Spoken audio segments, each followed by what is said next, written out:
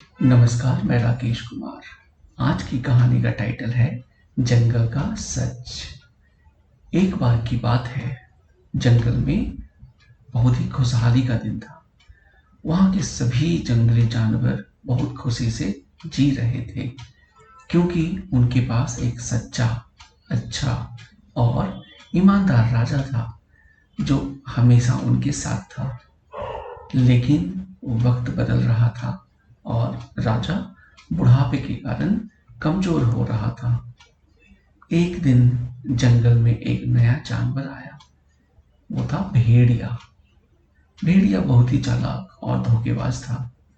वह अपने चालों के माध्यम से जंगल के अच्छे दिल जानवरों को अपने तरफ मोहित करने का प्लान बना रहा था। भेड़िया का यह प्लान था कि वह दिन रात जंगल के बारे में झूठी खबरें फैलाएगा। उसने अफसोस के साथ कहा कि राजा तो अब बूढ़ा हो गया है, उसकी क्षमता घट गई है।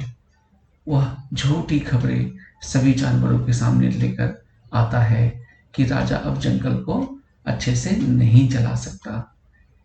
भेड़िए की इस झूठ वाली बातों से अच्छे दिल वाले सारे जानवर परेशान हो गए। सभी जानवर चिंतित हो गए और राजा के प्रति विश्वास हार बैठे। इसके बाद भेड़िए ने एक विशेष सभा बुलाई और वहां अपने राजनीतिक पार्टी की सरकार बनाने का वादा किया। वह कहता है कि जंगल को बेहतर बनाया जा सकता है और सभी जंगल के जानवरों को खुश रखा जा सकता है।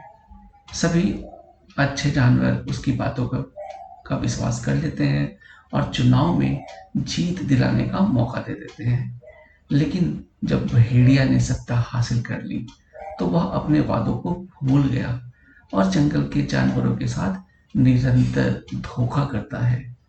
उसने जंगल के संसाधनों का शोषण किया और अपने लिए सब कुछ इकट्ठा कर लिया।